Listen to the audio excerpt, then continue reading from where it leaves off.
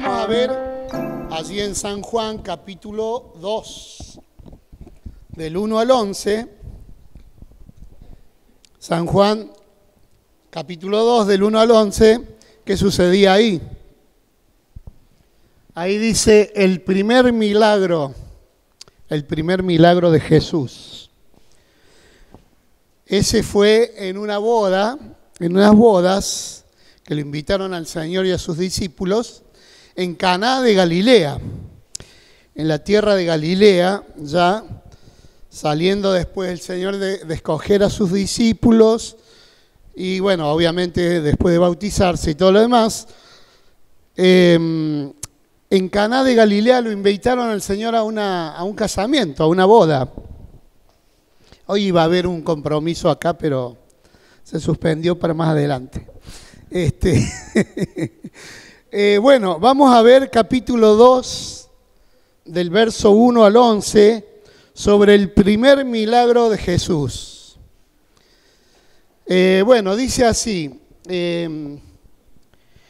al tercer día, dice, se hicieron unas bodas en Caná de Galilea y estaba allí la madre de Jesús. El versículo 2 dice, fueron también invitados a las bodas Jesús y sus discípulos. Y faltando el vino, ya el verso 3, la madre de Jesús le dijo que no tienen vino, ¿sí? No hay vino, Señor. Y el Señor Jesús le dijo, ¿qué tengo yo contigo, mujer? Aún no ha venido mi hora. Y el verso 5 dice, su madre dice a los que servían, haced todo lo que os diga. Haced todo lo que Él les diga, hagan todo lo que Él les diga. Y estamos viendo en este acontecimiento, en esta boda, el primer milagro de Cristo, ¿no? Que es de convertir el agua en vino. San Juan es un libro que solamente relata 7 milagros de Jesús, pero 7 milagros tremendos. El libro de San Juan, se especifica mucho acerca de la gloria de Jesús. Jesús como Dios. Y habla mucho sobre la gloria de Cristo, o sea, como Dios, ¿no? Es el evangelio glorioso, es distinto a los otros evangelios. Cada evangelio tiene su temática, ¿sí? Pero el evangelio de San Juan habla acerca de la gloria de Cristo. Y relata 7 milagros importantes. El primer milagro que Jesús hace en su ministerio es este. Y viene María y le dice, no hay vino, se quedaron sin vino los novios. Ustedes saben que en las bodas la costumbre era que el novio prácticamente era el que pagaba el tema de la fiesta prácticamente, bueno, casi como ahora, ¿no? Bueno, aunque ahora es más equitativo. Yo no sé, pues no me casé todavía. No tengo una señorita rica que me pague la boda, pero en la época del Señor, el novio era el que pagaba la boda. ¿Y sabe qué pasa si se le acababa el vino? Seguramente habrán sido medios pobres o no sé, no lo dice la Biblia, no vamos a especular, pero se habían quedado sin vino en medio de la fiesta. Y eso era como una deshonra para ellos, porque obviamente si el novio invitaba a una boda a las personas del lugar, del pueblo, imagínense, en el pueblo se conocían todos. Iba a ser el hablar del pueblo por tanto tiempo, porque el novio no cumplía con, por lo menos, de tener vino en su boda, porque el vino, motivo de alegría, motivo de festejo en las bodas, es fundamental en las bodas, era el vino en los tiempos del Señor. Y ¿saben qué? Podría a veces... En algunos casos dicen los estudiosos del tema de historia bíblica que le podrían hasta hacer demandas por causa de que se había quedado sin vino en las bodas. Entonces, después del casamiento, pobre novio, no solamente iba a tener la vergüenza, la estigmatización del pueblo, sino también una deuda económica. Un problema gigante. Yo no sé si el novio se habrá enterado en ese instante, pero María le avisaron que se quedaron sin vino y ella vino y se lo dijo al Señor. Y el Señor le dice, mire, qué interesante. Dice, ¿qué tengo yo contigo, mujer? ¿O qué tienes conmigo? ¿O qué tenemos que ver nosotros? ¿O qué tengo que ver yo? Sería también la traducción, ¿no? Hay varias traducciones así. ¿O cuál es el problema? Si este no es mi problema, en otras palabras, ¿no?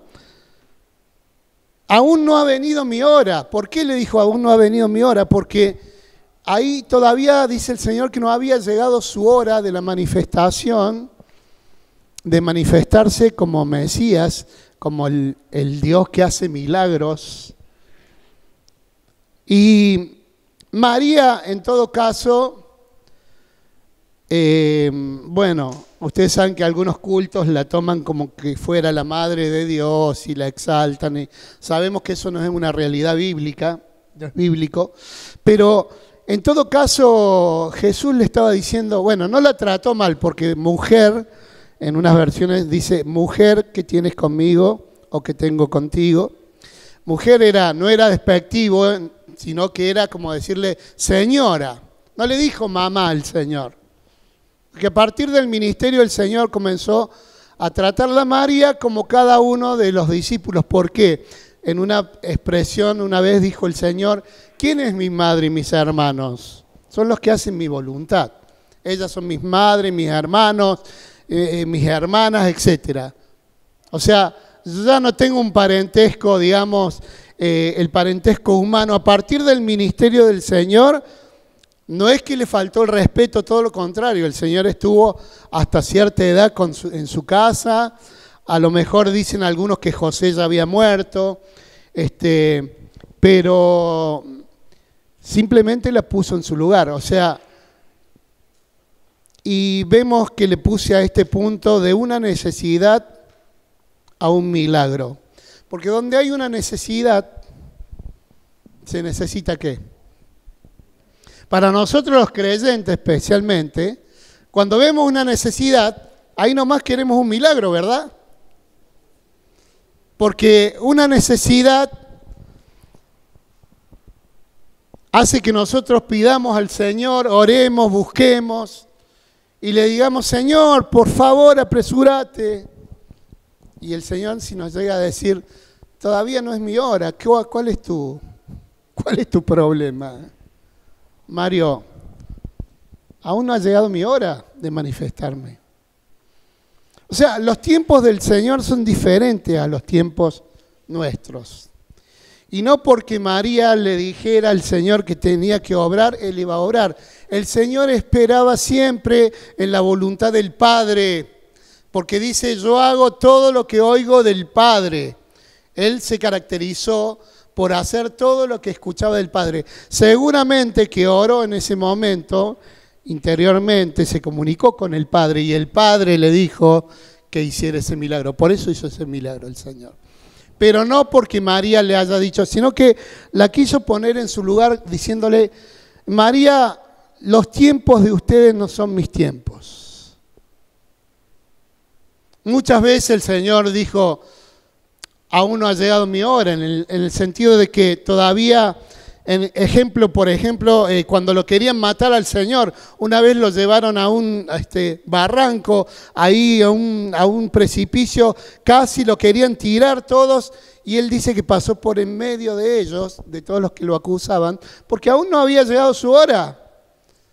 La hora de la cruz, la hora de comenzar a manifestarse con los milagros, todo tenía una hora en el kairos de Dios. Esta palabra quiere decir el tiempo de Dios, el kairos. El cronos es nuestro tiempo, el tiempo nuestro, el cronos, pero el kairos es el tiempo de Dios. Y cuando nosotros necesitamos un milagro, Dios lo va a hacer en el tiempo de Él. No lo va a hacer en nuestro tiempo. No lo va a manifestar por nuestra voluntad, sino por su voluntad, por su soberanía. Hay un atributo que se llama soberanía que tiene Dios, que es, Él hace lo que Él quiere, como quiere, cuando quiere Y como Él sabe hacerlo, porque en la soberanía de Dios hay sabiduría y hay omnipotencia, hay poder y sabiduría. Dios hace todo a su tiempo justo, ni antes ni después, lo hace justo al tiempo de Él, conforme a la voluntad del Padre. Entonces, ¿qué tienes conmigo, mujer? Aún no ha llegado mi hora. Los milagros, el Señor tiene su voluntad de hacer milagros, pero en su tiempo. En su tiempo, donde hay una necesidad, hay un milagro, pero en el kairos de Dios. El otro punto, cántaros vacíos serán llenos. Vamos a leer esta parte que dice Juan 2, verso 6. Y había allí 6 tinajas de piedra, lo voy a poner así veo bien. 6 tinajas de piedras puestas para ser usadas en el rito de la purificación de los judíos. En cada una cabían 2 o 3 cántaros. Jesús le dijo: llenen de agua las tinajas, y las llenaron hasta el borde. Entonces les dijo: saquen ahora un poco y llévenlo al mayordomo, al maestro de sala. Y se lo llevaron. ¿Qué pasó allí? Hubo una transformación de agua en vino. 6 tinajas. Vamos a darle un poquito de simbolismo a esto. Esto no es interpretación, esto es ilustración, lo que le voy a decir ahora yo. Los cántaros simbolizan, podríamos decir, al ser humano. ¿Ah? Como nosotros, vasos de barro, somos vasos de barro en donde la gloria y la excelencia de Cristo está viviendo, habitando. Los cántaros por el número 6, el 6 es número de hombre, bueno, no le vamos a dar mucho vuelo, esto es solamente para ilustrar la historia, pero los cántaros como vasos de barro representan al ser humano. ¿Y el Señor qué dijo que echaran en los cántaros? Agua, ¿verdad? Agua. El agua en la Biblia, símbolo en muchos lugares de la palabra de Dios. ¿Y qué salió de esa agua? Vino. El vino en la Biblia en muchos lugares es símbolo del Espíritu Santo. Y el agua de la palabra y el Espíritu Santo de Dios son los que transforman el corazón del hombre, el corazón de un hombre vacío, como una tinaja allí vacía y seca. Cuando entra esa agua, se produce la transformación de un agua pura a un vino precioso. Dice que esas tinajas, eran para la purificación de los judíos. ¿Qué significa esto? Significa que cuando iban a las bodas, para todos los invitados, ¿qué hacían? Le lavaban las manos y se lavaban los pies.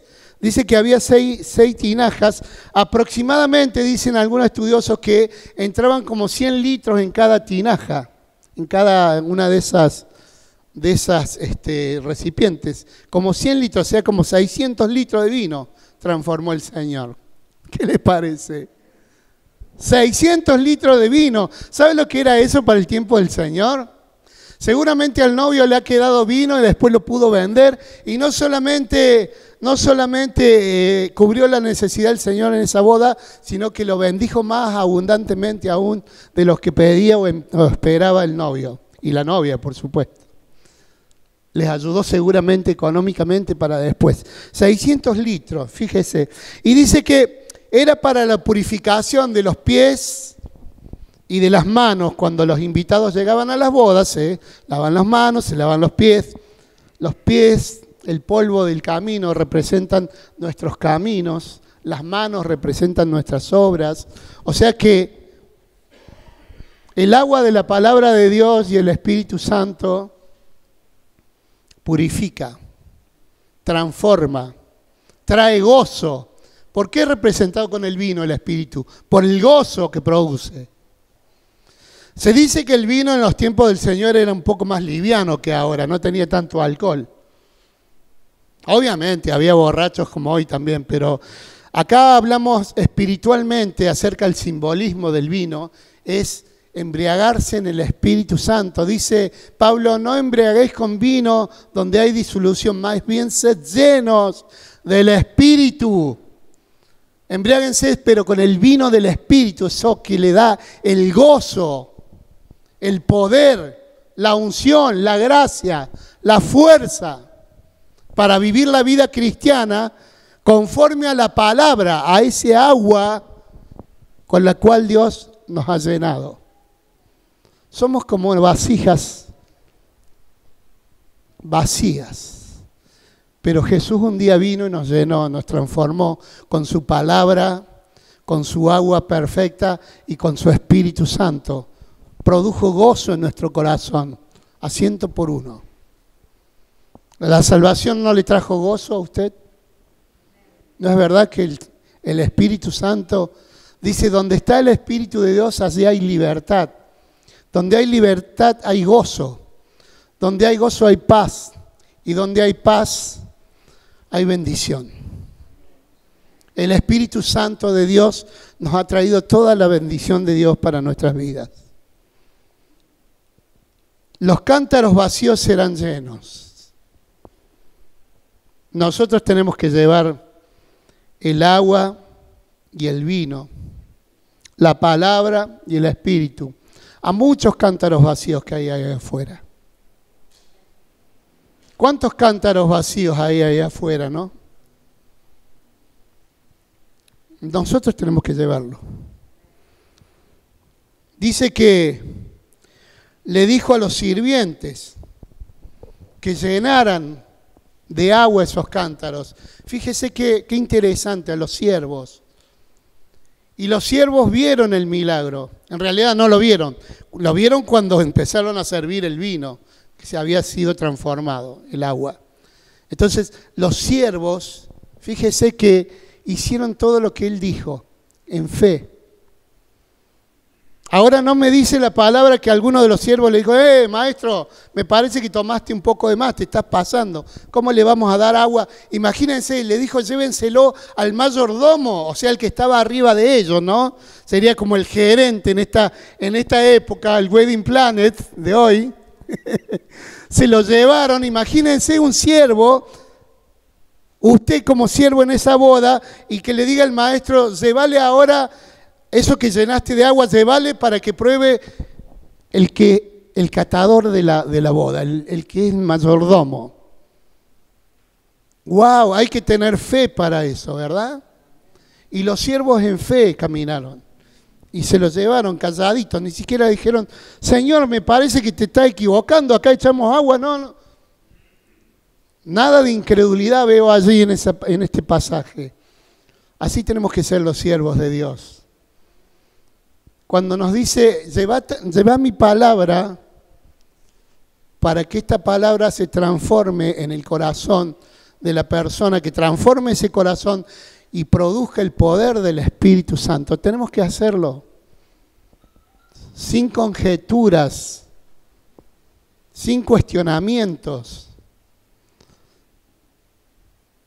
¿Cuántas veces cuestionamos al Señor para servirle, verdad? Hoy un hermano puso en el grupo de los varones, ahí uno de los grupos que puso en uno de los países donde hay persecución, que los hermanos van a la iglesia y no saben si vuelven porque pueden llegar a matarlos o pueden llegar a destruir a sus familias porque está prohibido el evangelio en muchos países, por ejemplo de Asia Central, de África.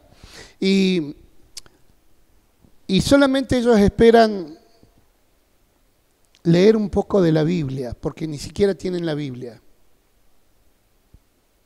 Y acá nosotros a veces tenemos que estar orando para que vengan a la iglesia.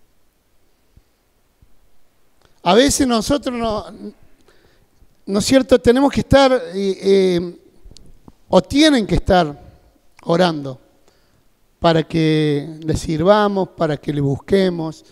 ¿Cuántas Biblias que tenemos en casa, verdad?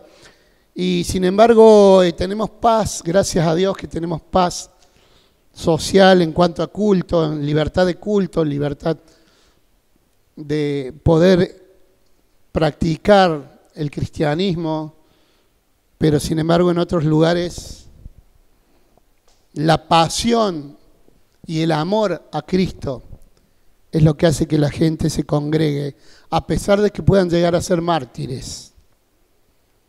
Eso es un gran ejemplo para nosotros. Pero los siervos en este caso fueron sin más, sin decirle nada al Señor, y fueron y se lo llevaron y vieron ese tremendo milagro. Porque cuando un siervo sirve al Señor, directamente va a haber milagros, seguramente.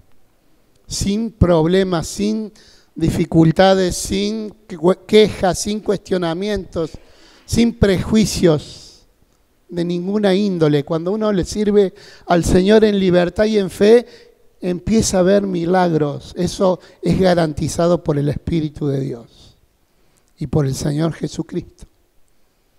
No hicieron los siervos los milagros, ¿verdad? El milagro, tremendo milagro. Lo hizo Jesús, pero los siervos tenían que llevar el agua. Mejor dicho, el vino ya transformado. No hacemos nosotros los milagros, tenemos que llevar la palabra de Dios. Somos sembradores y el Señor es el que hace los milagros. Ni siquiera el Señor nos pide, por favor transformen el agua en vino y llévensela al mayordomo. No. Lleven lo que yo ya hice, ese milagro, al corazón de aquellos que lo necesitan. Amén. Número 3, lo bueno y mejor hasta el final. El Señor siempre tiene lo bueno y lo mejor hasta el final. Fíjese cuando el mayordomo, dice acá, verso 2:9, el mayordomo probó el agua convertida en vino sin saber de dónde era, él no vio el milagro, pero los que servían, que habían sacado el agua, lo sabían, o sea, los siervos. Entonces el mayordomo llamó al novio y ahí lo felicitó al novio. De arriba el novio recibió una felicitación. Gracias al Señor Jesucristo.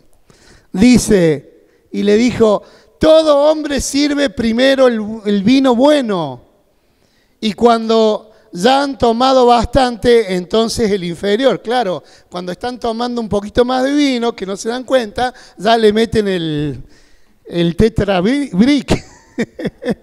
El inferior, ¿verdad? El de menos calidad. Pero dice, pero tú has guardado hasta ahora el vino bueno, hasta el final el vino perfecto, de gran calidad. El súper caro, el mejor de los vinos. Es que Dios hace así las cosas. Dios hace todas las cosas perfectas. Y cuando Dios hace un milagro, lo hace perfecto. Y el Señor, con esas bendiciones, no solamente que nos bendice, sino que nos da más aún, nos honra. Porque al novio fue honrado por causa de Cristo. Imagínense un novio, una novia preocupados en la boda, que se quedaban sin vino y seguramente iban a tener la vergüenza de todo el pueblo y tanto tiempo, quizás, cuánto vaya a saber, y encima las deudas, quizás. Pero no, el Señor le dio más abundantemente de lo que esperaban o entendían. El Señor nos da más abundantemente de lo que esperamos y entendemos. El Señor no solamente nos bendice, sino también nos honra. El Señor no solamente hace un milagro, sino que nos da completa vida y paz. El Señor da mucho más abundante de lo que pedimos o entendemos. Dios es así.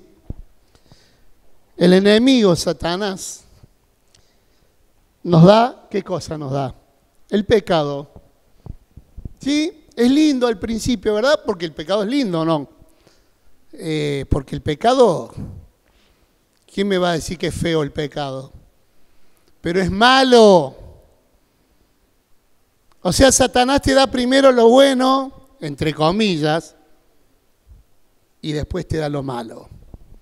Ese fin es el infierno, la muerte, la eternidad sin Dios. Pero el Señor te da lo bueno y lo mejor, y eso bueno y mejor permanece para siempre. Hasta el fin, hasta la eternidad, y hasta encontrarse con Él en las bodas del Cordero. Lo bueno y lo mejor hasta el final. Y el último punto, el mundo necesita de este primer milagro. Juan 2:11, este principio de sus señales hizo Jesús en Caná de Galilea y manifestó su gloria y sus discípulos creyeron en él. El primer milagro. ¿Cuál es el primer milagro que Dios hizo en su vida? A ver, algún valiente que me lo diga. Ahí lo escuché despacito, dígalo fuerte. Muy bien, la salvación. Ese es el primer milagro que hace en las personas el Señor, la salvación.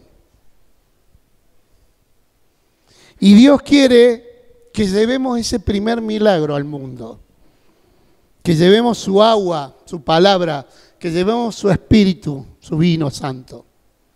El vino nuevo es mejor. Había un libro que se titulaba así, El vino nuevo es mejor. Hablando acerca del vino del Espíritu Santo, digamos, del gozo del Espíritu Santo. El vino también representa al nuevo pacto, al pacto de gracia. ¿Sí? Por ahí quizás algunos también hacen el simbolismo del agua que representa la ley, o sea, la palabra de la ley en el Antiguo Testamento, en el Antiguo Pacto, y el vino, el Nuevo Pacto, el Nuevo Testamento, la Nueva Alianza, que es a través del Espíritu. ¿Se dan cuenta? Nosotros hoy hablamos acerca del agua como la palabra y el vino como el Espíritu, y eso es lo que el mundo necesita hoy. ¿Cuántas vasijas vacías hay hoy, no? Somos más de 8.000 millones, ¿no? Hoy, por hoy. Más de 8.000 millones ya en el mundo. ¿Y cuántos miles de millones hay que gente que nunca escuchó el nombre de Jesucristo? Ni siquiera nunca lo escuchó. El Señor nos necesita, hermanos, el Señor necesita que seamos sus siervos para llevar el agua y el vino de Dios a toda esta gente, a todas estas vasijas que están vacías, a todas estas vasijas secas, sin agua. Están tomando de pozos ajenos, que es un agua sucia, putrefacta. Todo lo que el mundo nos da o les da es un agua que no sirve para la vida, es un agua que enferma. Dice en la palabra de Dios, muchos cavan pozos que no tienen agua. Y así está el mundo hoy, ¿no? Vive la vida loca y a la noche del domingo se quiere matar. Porque no tiene agua ese pozo que cavan. No hay vida. No hay vida en el placer sin Dios. No hay vida en alguna búsqueda sin Dios. No hay vida. En cambio, la palabra de Dios trae vida y vida en abundancia. El Espíritu Santo produce vida. ¿Con qué formó el universo el Señor? Con la palabra y el Espíritu. Y dijo Dios, y se comenzó a formar el universo. Y el Espíritu Santo de Dios se movía sobre la faz de las aguas, que empezó a producir vida. Él es la vida. Por eso dijo Jesús, yo soy el camino y soy la verdad y soy la vida. No hay vida sin Dios. No hay vida sin Jesús. No hay vida sin el poder del Espíritu Santo. Es nuestro tiempo. El mundo necesita de este primer milagro. De transformar un corazón a través del agua y el vino de Dios. Amén. Vamos a ser esos siervos obedientes. Vamos a llevar esta preciosa bendición que tenemos nosotros a otros que no lo tienen. quiero que hagamos una oración en esta noche. Pero quiero que oremos específicamente por las personas que no conocen a Cristo. Pueden ser tus familiares, tus amigos, los que vos conocés, que no tienen al Señor en esta noche. Y que hoy vamos a orar y vamos a proclamar en el nombre de Jesús que estas vidas reciban el agua y el vino de Dios para sus corazones. ¿Sí? Vamos a orar juntos. Señor, en el nombre de Jesús, te pedimos, Señor, por estas personas en las cuales estamos pensando, en las cuales estamos viendo en este momento, Señor, para que ellos se conviertan a ti, Señor, para que ellos vengan a ti, Señor, para que ellos conciban la vida de Dios en sus corazones, Señor, para que ellos, Señor, sean transformados por el poder de tu Espíritu Santo, Señor, para que ellos reciban tu palabra, el agua fresca de tu palabra, Señor, el agua que purifica sus manos, sus obras, el agua que purifica sus pies, sus caminos, Señor, el agua que bendice, Señor, a 100 por 1, el agua que produce ríos de agua de vida, Señor, a través de tu Espíritu Santo en sus corazones. Señor, atráelos a ti,